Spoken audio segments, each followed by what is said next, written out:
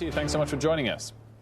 Thanks for having me. So just let's quickly clear up this complication today about the possibility to send abuse. I mean, that's just no different from someone sending abuse on Twitter or guessing your email address or anything like that. Yeah. I think it was, first of all, it was definitely an unforced error on our side, and it was a kind of an embarrassing mistake. But yeah, I think it's not very well understood. And it's a little bit like if I wanted to share a clip from CNBC with someone and I included a message in that share notification, I could say nasty stuff in there. Putting that to one side, though, I think the Slack Connect has been an enormous success for us. It's been a big driver of the business. We had 100% plus growth in the number of customers using it, but 245% growth in the number of connections. So it includes shared channels. It includes this new ability to directly message with people outside the organization. Mm-hmm. And to be clear, this is not unsolicited messages. This is, let's say, you work at an auto manufacturer and you spend your whole career working with people at the parts company, or you're a marketer and you work with creative agencies. So it's people you work with closely, but whose employer is different than yours. What would you say if someone suggested it's a sort of semi-return to email that originally you kind of were a challenger in the face of?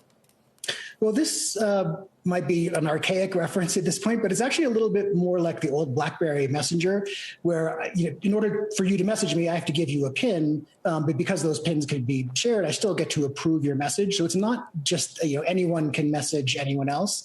It's double opt-in on both sides.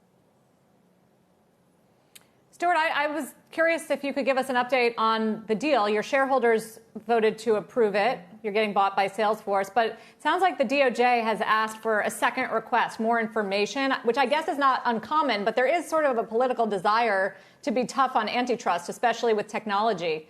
What are your expectations? Well, I wouldn't want to speculate what's going on inside the department, but I think part of this is almost certainly due to the change in government. It took a while to get an attorney general appointed, and a deputy attorney general for antitrust, I think, is still to be appointed. So it's a little bit hard for people to move quickly in that kind of environment, but we don't anticipate any problems. Once that part of it is done, Stewart, how long before you fully integrate each other's kind of software and offerings such that there'll be a sort of united single Salesforce Slack offering to customers? It's a great question because it really gets at the heart of what we feel the opportunity is. So there won't be one merged product, and there's still going to be Slack as an independent company, and we have 156,000 customers as of this year. And we'll continue to sell Slack independently, and Salesforce will continue to sell Sales Cloud and Service Cloud and Marketing Cloud independently. However, our position at Slack has always been, for whatever tools our customers use, we want to make their experience of those tools better because they use Slack. And of course, there's going to be a special emphasis on Salesforce's products here. So if you work with Service Cloud in a call center and you have a group of agents who are swarming a case, that's the terminology, Slack is a perfect tool to kind of coordinate or collaborate on that engagement. And the same thing is true for the entire suite of products. We've just been showing some numbers, Stewart, of your growth during the pandemic, obviously, as we've worked at home. How do you envision the post-pandemic work environment? What sticks and what doesn't? It's a great question. And I guess I have a maybe naive hope that we collectively, not just Slack, but we all view this as a moment where there's a lot of opportunity. There's a long way to go, of course, but there's a little bit of light at the end of the tunnel. And while no one would want to relive the last year, for many people, there were elements that were things they want to retain. So the ability to spend more time with family, not having to commute, increased flexibility.